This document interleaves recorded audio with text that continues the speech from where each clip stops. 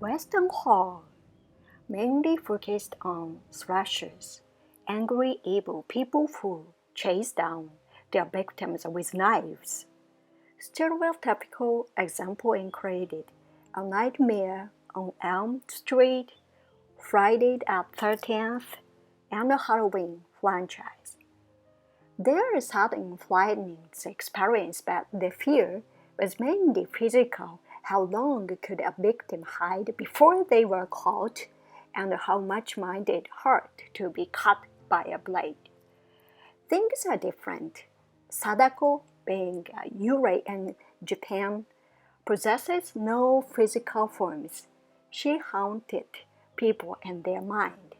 There was no running it and no escaping, and there wasn't even any physical violence. Sadako scared the people to death by her presence at all. Only way to survive it was to infect another person by showing them a haunted videotape. But this was a bittersweet victory, for it made you an accomplice of the company in Sadako's grudge enemy against humanity. Link is the name of a 1998 film about a ghost, the spirit of a dead person.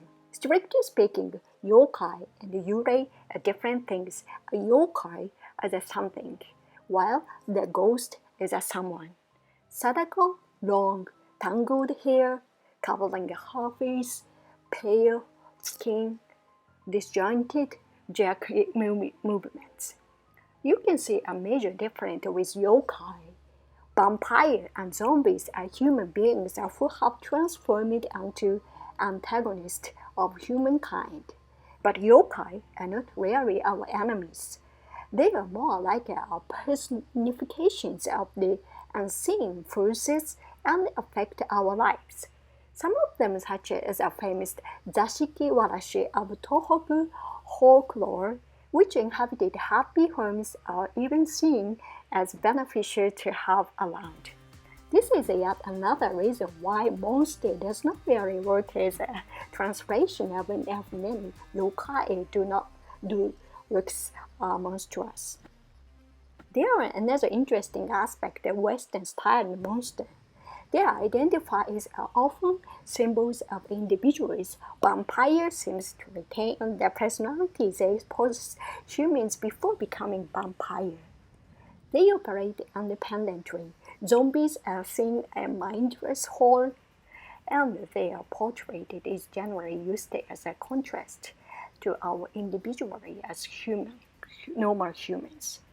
Vampires and zombies are flesh and blood. They live are reproduced by biting humans. They drink human blood to survive. They can die as zombie or routine corpse. Yokai, they generally are not portrayed as a physical creature, but rather as personification of various phenomena. Most have several meanings in English.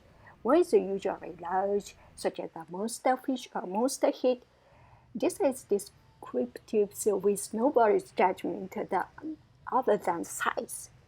However, the more common application of the word monster is to describe a frightening, dangerous creature. To call something a monster is other of which, say, dehumanize it. How this differs from Japanese concepts such as yokai or oni, which often look frightening but are not necessarily evil. Yokai are simply mischief makers. Even fearsome oni can be a symbol of strength, which is an insulted but praise, are very demanding. If you call someone a monster in English, it would suggest that they are very cruel. I have very different opinions about horror stories versus horror movies. Horror stories, I have kind of a sick fascination with. I get terrified by them, but I'm interested in how they end up, how they pan out, what is going on.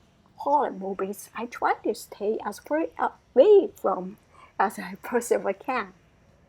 Too scary.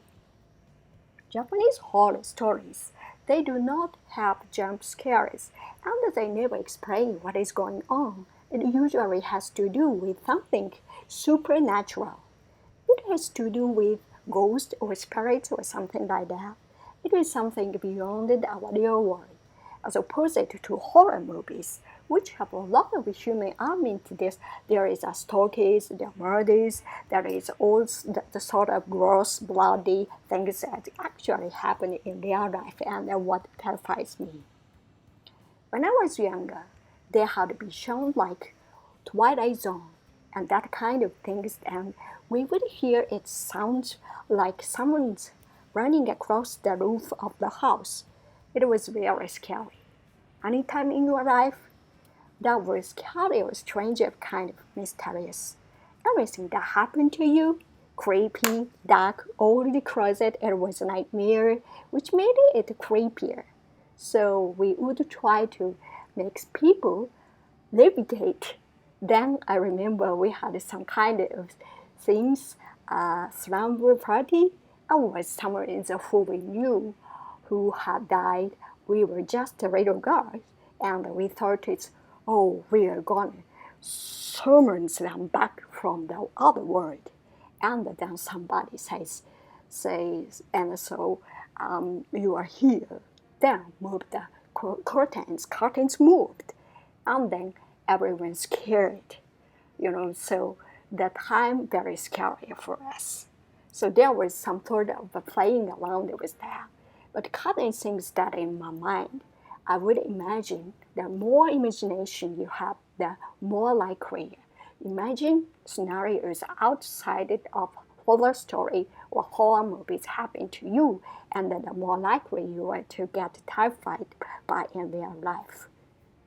Charles Bonnet syndromes, in which people and animals that are not supposed to be there appear to be truly present. In many cases, individual is perplexed and one is alone. Have I gone crazy? In many cases, the patient is perplexed and one is alone. Have I lost my mind? This type of visual hallucination is common in elder people whose eyesight has been severely impaired by diseases such as age-related macular degeneration or glaucoma.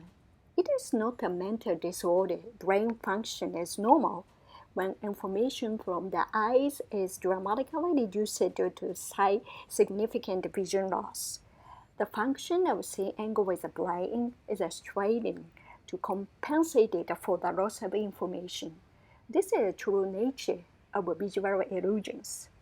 Humans see in two ways, with the eyes and with the brain. Seeing with the brain means that we recall that what is in our memories and recognize that as an image. Dreams during sleep corresponded to this phenomenon, and it is believed that the same phenomenon may occur during a waking state in Charles Bonnet syndrome. Hallucination is perceptions without an object. There is no object, but there are distinct sensations. Hallucinations included visual, auditory, tactile, smell, sensory, and limb hallucination. It is estimated that about 80% of people with dementia with Lewy bodies experience visual hallucinations. Hallucinations are the perceptions of things that do not exist in reality, corresponding to human senses seeing, hearing, smelling, tasting, and touching. The most common of these is auditory hallucinations, in which one hears voices that should not actually be heard. These voices may be bad words or rumors about you, or they may be commanded telling you to do something such as do this or do that.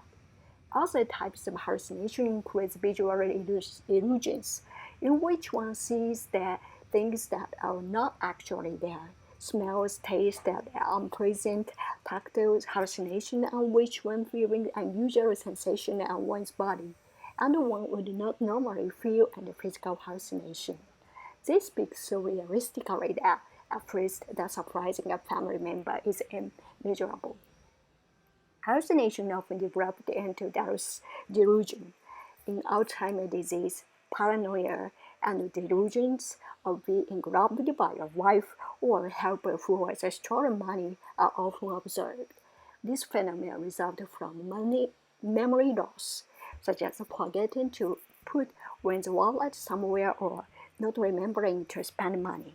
It is most often accompanied by or developed from visual hallucination. Delusion is a belief that something is true that is impossible in reality. Not only do they have these false beliefs, but they also lose their ability to think flexibly and objectively, and are unusual to listen to the collections of those around them. It is very important to recognize that the hallucinations of Lewy body dementia are quite different from those of so-called schizophrenia, and that they are of a kind that do not cause the person who sent them to do or have them do anything that could harm him or her. It is very important. For example, they are not really there, but you can see them. Most visuals disappear when the person approaches or touches them, so it is important to encourage the person to approach or touch them. Imitate it.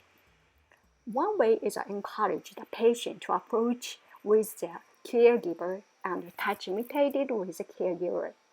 In addition, caregivers should be aware of what kind of pattern of visual hallucination occur. If there are physical changes such as dehydration, heat stroke, cold, infection, pneumonia, urinary tract infection, constitution, or bowel obstruction, the frequency of these changes will suddenly become more frequent, which is often a sign of a physical discomfort. In many cases, this is a sign that the patient needs to see medical institutions as soon as possible. It is best to proceed with care with understanding that it is a sign that the patient needs to see a medical institution as soon as possible.